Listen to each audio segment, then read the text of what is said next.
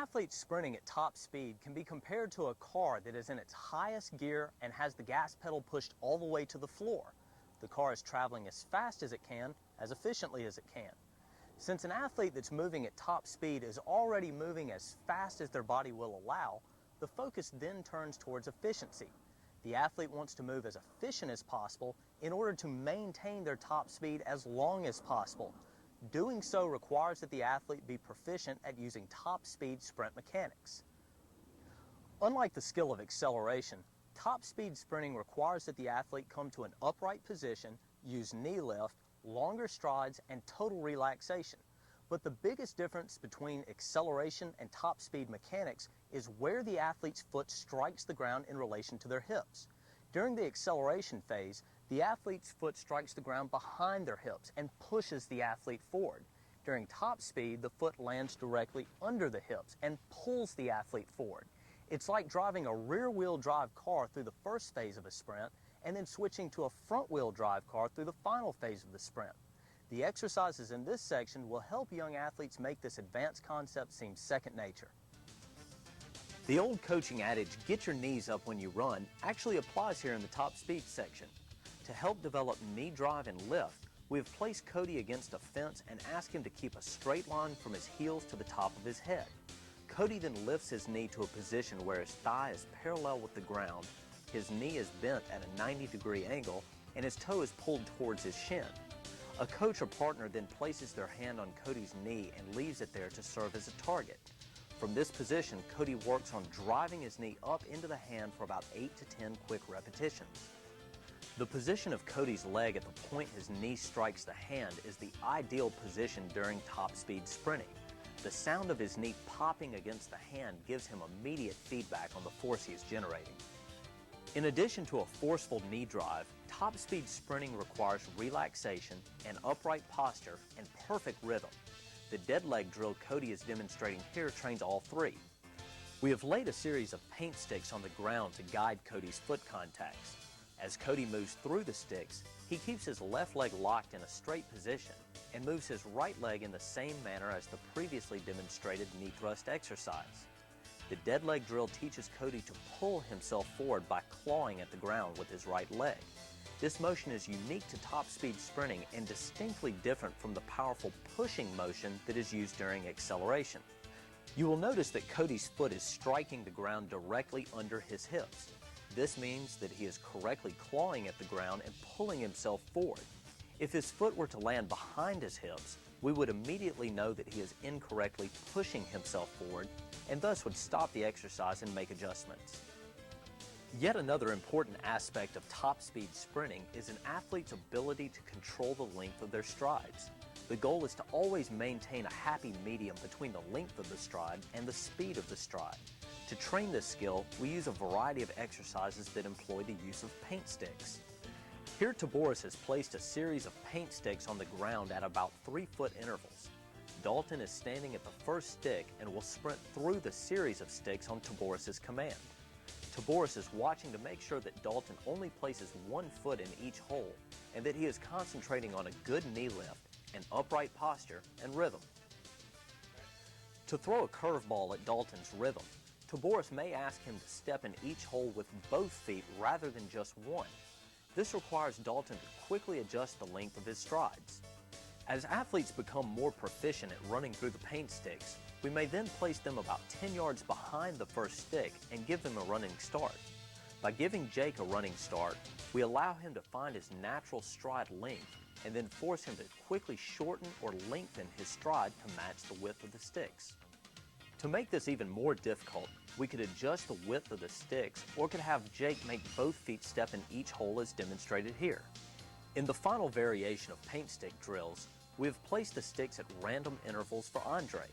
By using this configuration, we force Andre to constantly adjust his stride length throughout the entire sprint. As soon as he begins picking up speed through the longer holes, a series of short holes make him control his body, adjust his rhythm, and change his stride length.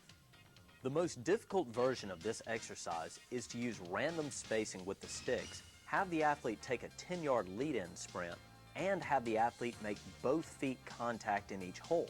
This takes tremendous rhythm and proficiency at top speed for an athlete to make it through this configuration. As you can see, even a talented athlete like Andre will need a little more practice before he beats this one. Another fun and simple way to help an athlete develop control over their stride length is to play a game called stride matching. This game requires two athletes of different height like Alex Ann and Andre. On Taboris's command, both athletes start running. In this demonstration, Andre is the lead athlete and jogs at his normal pace. Alex Ann's goal is to match Andre stride for stride and to use his running rhythm. With Andre in the lead, Alex Ann is forced to use a stride length that is longer than what she is used to. We could easily reverse the roles of the two athletes, which would require Andre to match Alex Ann and to run with a stride length that is shorter than normal. We will now demonstrate what we refer to as the hurdle progression. This exercise helps athletes learn to naturally increase the length of their stride without sacrificing stride frequency. This exercise can be conducted using paint sticks or 5 or 12-inch hurdles. Here Sean will demonstrate by using the 5-inch hurdles. Troy has 10 hurdles set up, each at a distance equal to one of Sean's walking strides. Troy has asked Sean to run through the hurdles, placing both feet in each hole. This requires Sean to use proper knee lift and means that he will lead over each hurdle with the same foot. In this particular demonstration, Sean will always be leading with his right foot. You will notice that Sean is maintaining a nice, relaxed, upright posture and that his strides are short and quick. As we have Sean progress to the next level of this exercise, the ideal will be to increase the length of his strides without sacrificing quickness. In level 2 of the hurdle progression exercise, Troy has adjusted the last 6 hurdles to double their original spacing, or a distance equal to 2 of Sean's walking strides.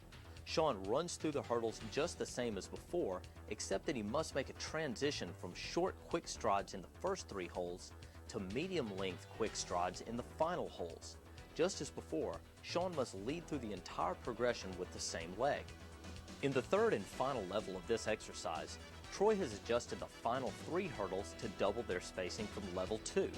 The spacing of these hurdles is now equal to 4 of Sean's walking strides. As Sean runs through this hurdle configuration, he will first encounter 3 small holes, followed by 3 medium holes, followed by 3 long holes. The gradual increase in stride length mimics the stride pattern Sean will use when he sprints from a stop position towards top speed in one of his football or baseball games. Like in many of the other exercises in the Turbo Athletes video series, resistance can be used to train top speed as well. Because of the nature of top speed sprinting, a lighter resistance is needed, and the absolute best tool for this type of resistance is a parachute. A parachute allows the athlete to relax and maintain the upright posture associated with top speed sprinting. Here we have Cody and Ruffin demonstrating a basic 40-yard parachute sprint. We have instructed them to relax as they run, to maintain their posture, to lift their knees up to waist level, and to concentrate on the clawing motion used to pull themselves forward. The light resistance employed by the parachute is just enough to help these guys strengthen their motions at top speed. Because both Cody and Ruffin compete in the sport of football, developing their top speed skills is a high priority. Just as resistance can be used to train top speed, so can assistance. The technique of assisting an athlete through a sprint is known as overspeed, and the best way to conduct an overspeed sprint is with a device known as a rocket rope. The rocket rope is a 3-man training tool that essentially slingshots one of the athletes through a 30-yard sprint. Overspeed sprinting requires perfect technique and trains an athlete's neuromuscular system to be fast. While this may not interest your young athlete, what will interest them is that the rocket rope is a lot of fun. Here Taboris will work with Cody and Ruffin in demonstrating the rocket rope. In this demonstration, Taboris acts as the anchor, Ruffin plays the role of the engine, and Cody gets to be the overspeed runner. As Ruffin takes off in front, the configuration of the rocket rope pulls Cody at about 120% of his maximum speed. Overspeed sprinting should be conducted early in a workout when an athlete is totally fresh and should be concluded before the athlete becomes fatigued. When properly incorporated into a training routine, overspeed sprinting will help athletes develop the tremendous top speed skills needed to blow their competition off the field.